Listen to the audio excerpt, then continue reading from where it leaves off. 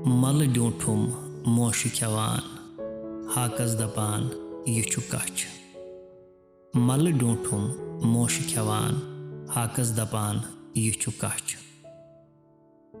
बकिर खेवान डाकर त्रावान मशी दपान ये यच।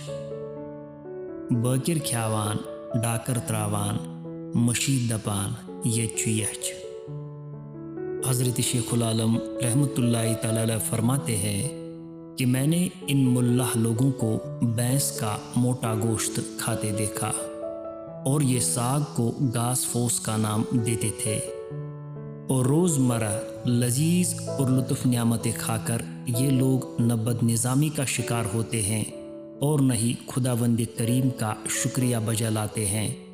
इसके बरक्स ये लोग मस्जिद की तरफ न खुद रुख करते हैं न दूसरों को दीन की खिदमत करने का दर्ज देते हैं, बल्कि ये लोग मस्जिद की जगह को बूत की जगह पर ही तरजीह देते हैं।